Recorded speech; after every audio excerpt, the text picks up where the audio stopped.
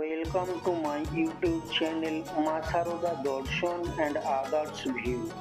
আজ আপনাদের নিয়ে এসেছি বাঁকুড়া জেলার ছোট্ট গ্রাম জয়রামবাটি গ্রামে। মা সারদার জন্মভূমি তথা পবিত্র লীলাভূমি এই জয়রামবাটি। কত সাধু সন্তের পবিত্র পদস্পর্শে ধন্য এই জয়রামবাটি গ্রাম। জয়রামবাটি মায়ের ঘাট সংলগ্ন এলাকায় শ্রী শ্রী গহরাজ শনিদেব ও শ্যামা মাতার আগত বাৎসরিক পূজা উপলক্ষে আমার এই ছোট্ট প্রয়াস। প্রতি বছর শ্রাবণের শেষ শনিবার এই বাৎসরিক পূজা অনুষ্ঠিত হয়ে থাকে। এবছর 30শে শ্রাবণ 1432 বঙ্গাব্দ ইংরাজির 16ই আগস্ট 2025 তারিখে এই পূজাটি অনুষ্ঠিত হবে। বাৎসরিক পূজা উপলক্ষে আলোকসজ্জা ও 3 দিন ব্যাপী সাংস্কৃতিক অনুষ্ঠানের আয়োজন করা হয়ে থাকে। এছাড়াও একদিন সন্ধ্যাবেলায় সর্বসাধারণের জন্য খিচুড়ি প্রসাদ বিতরণ করা হয়। বাৎসরিক পূজা উপলক্ষে যে ব্যয়ভার তা মন্দির কর্তৃপক্ষের দ্বারা বহন করা সম্ভব হয় না, তাই সকল অনুরাগী ভক্তবৃন্দের কাছে আবেদন, আপনারা আপনাদের সাধ্যমতো সাহায্য করে এই পূজাটিকে সাফল্যমণ্ডিত করে তুলতে সাহায্য করুন। কেননা আপনাদের সহযোগিতা ছাড়া আমরা 32 বছর ধরে এই পূজাটিকে সুষ্ঠুভাবে সম্পন্ন করতে পারতাম না। আপনারা সবান্ধব এই পূজাতে উপস্থিত থেকে এই পূজাটিকে সর্বাঙ্গীন সাফল্যমণ্ডিত করে তুলতে সাহায্য করবেন এই কামনা করি। বর্তমানে যে মন্দিরটি দেখছেন, শুরুর দিন থেকে এটি মাটির ছিল, পরে এটি পাকা করা হয়। অনুরাগী ভক্তবৃন্দ, গ্রামবাসীবৃন্দ ও সর্বোপরি শ্রী শ্রী মাতৃমন্দিরের আর্থিক সহযোগিতায় ও মন্দির কমিটির সদস্যদের অক্লান্ত পরিশ্রমের ফল বর্তমান মন্দির। এই মন্দিরটির দ্বার উদ্ঘাটন করেছিলেন মাতৃমন্দিরের প্রাক্তন অধ্যক্ষ পরম পূজ্যপাদ শ্রীমৎ স্বামী অমেয়ানন্দজি মহারাজ।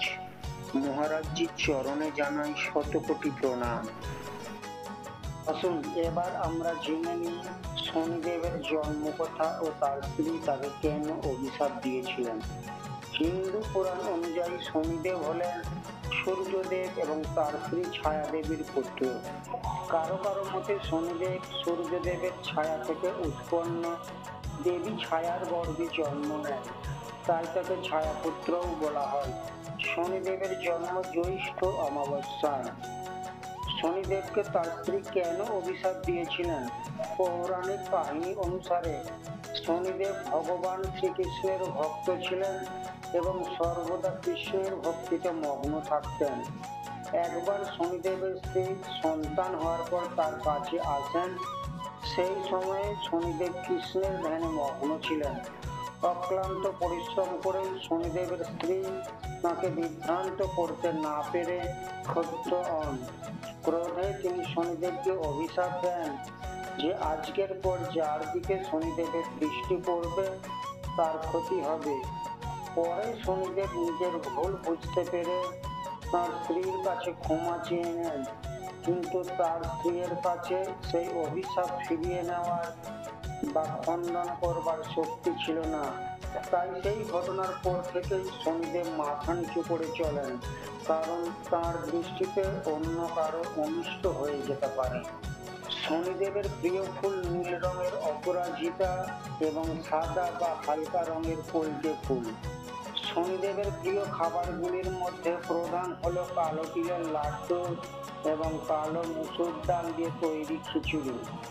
আরো কিছু জিনিস আছে যা শনিদেবকে নিবেদন করা হয়: কালো পোশাক, কালো তিল, লোহার বাসন, কম্বল, সরিষার তেল।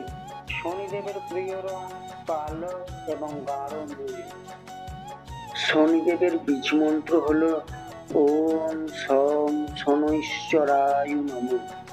এটি শনিদেবকে উৎসর্গীকৃত একটি মন্ত্র, যা জপ করলে শনি গ্রহের অশুভ প্রভাব থেকে মুক্তি পাওয়া যায় এবং জীবনে শান্তি ও সমৃদ্ধি লাভ করা যায়। তো বন্ধুরা, এই ছিল আজকের ভিডিও। ভিডিওটি ভালো লাগলে অবশ্যই লাইক, শেয়ার ও সাবস্ক্রাইব করবেন। ধন্যবাদ।